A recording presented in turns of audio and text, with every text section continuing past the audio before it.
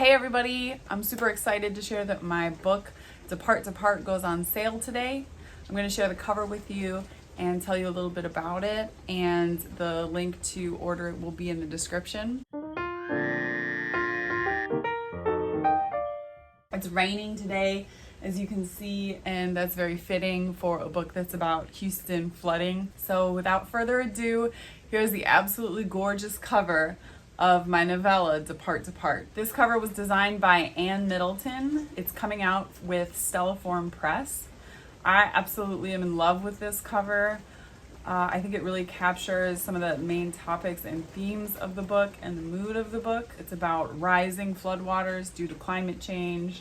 It's about how the past haunts us and how we see ourselves reflected in our past. The official pitch for the book, I'm going to read it to you, is: when an unprecedented hurricane devastates the city of Houston, Noah Mishner finds shelter in the Dallas Mavericks basketball arena. Though he finds community among other queer refugees, Noah fears his trans and Jewish identities put him at risk with certain capital T Texans. His fears take form when he starts seeing visions of his great-grandfather Abe, who fled Nazi Germany as a boy.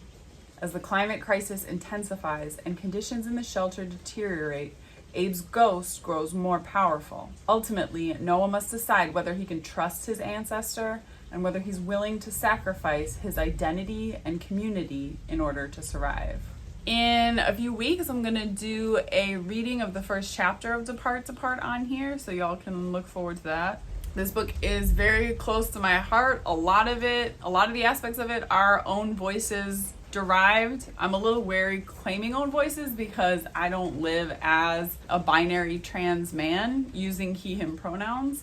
I did work with a sensitivity reader who is a trans man to make sure that those aspects of the book were accurate, but definitely Noah's experiences of gender dysphoria came from my own heart. A lot of the Jewishness in the story is also own voices. My own great-grandfather was named Abe. Many of the stories of Noah's family and his Jewish ancestors are real stories from my family that I put into this book, distorted slightly through the lens of fiction. This book is very, very near and dear to my heart. I'm so grateful to Stelliform Press for loving it and believing in it and publishing it, and I'm super excited that starting today, y'all can pre-order it from their website and everywhere that books are sold online. You can get it from Amazon, but we're strongly encouraging people pre-order through Stelliform.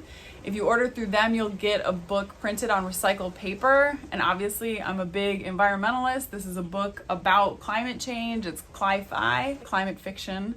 And so if you can spend a few more dollars to get the recycled paper copy, go ahead and order it through Stelliform. The e-arc is also up on NetGalley. I think it's been up for 2 days or maybe even 1 day, and I already got my first review on Goodreads. If you're not familiar with NetGalley, I don't understand 100%, but there are people who review books all the time, and so they get digital copies of books in advance on NetGalley so that they can review them. And anybody with a NetGalley account can right now go in and sign in and download Depart Depart and read it and then review it on Goodreads. So I already got my first review super quick, and I'm so absolutely thrilled. For years on Twitter, I've seen my fellow LGBTQ authors posting the ridiculous reviews that they get on their books saying that they're too gay, and wouldn't you know it, the first review I got was a "your book is too gay" review. My favorite part is where the reviewer has to qualify that he is totally heterosexual. The queer aspect was way too present for him. He says it's okay to have them, presumably LGBTQ characters, but it should be a part of the story, not a focus point. I don't know what he was expecting. Definitely in the second sentence of the book's blurb, it says the main character is a trans man who finds queer family. I find reviews like this to be an endorsement. So if you want to support an LGBTQ book, go ahead and pre-order Depart Depart. I'm going to read some nicer things that people have said about my book. Sim Kearns, their writing always brings me to a deeper understanding of the current moment and inspires hope in me for the future, which is hard to come by these days. So yes, even though my book is dark and deals with climate change and some really serious social problems, I do always try to find the hope in the darkness. What are the things that will keep us going even amid the worst ravages of climate change. My message is, yes, life will still be worth living. Yes, the world will still be worth fighting for. Yes, there's always still hope for us. I have a big video I'm releasing tomorrow or very soon about gender stuff, sort of me telling my gender story on YouTube.